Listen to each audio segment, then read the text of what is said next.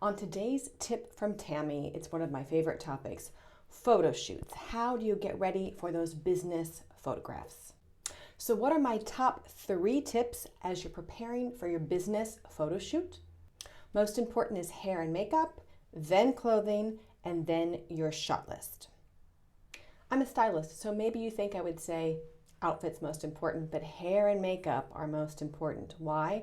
Because you want the attention going to your head.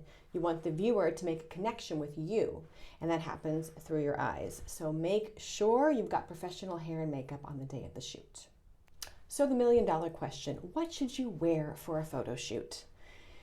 Make sure it's multi-purpose, and what I mean by that is, what are you going to use these photos for? Are you going to look at them 5 years from now and think, oh, that looks dated, or that doesn't feel like me anymore. I don't feel authentic in what I'm wearing. So choose your clothing and your accessories carefully. I would keep it simple.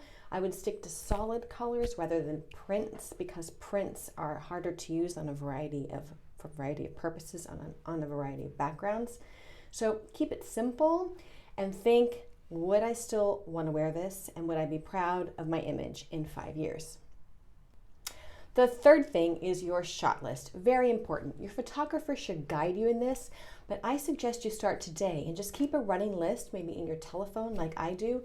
Every time you need a photo, every time someone asks you, send us your headshot, send us this or that, make a list of what you need.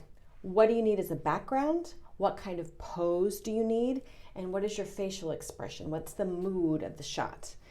You'll want to take this with you and discuss it with the photographer actually in advance, so he or she can prepare for the shoot and you also feel prepared. Bonus tip. Speak to your photographer and make sure they have an assistant who is going to be styling the shoots that day, or consider bringing your own wardrobe stylist along, or having your hair and makeup person double as that person. It sounds a little bit over the top possibly, but especially in portraits, business photos, things like hair's out of place, collar pulled to the side, the photographer is not always going to catch those, but you do want to make sure that the details are perfect. And my last bonus tip is, please don't base your decision about who you're choosing as a photographer solely or primarily on price. It's totally normal to be on a budget, but that photographer is charging a higher rate based on their experience, which is invaluable.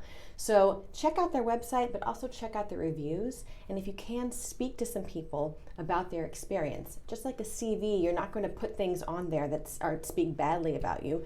So a photographer is not going to put their worst works on the website. So how often are they having these amazing photo shoots? Obviously, you want one of those.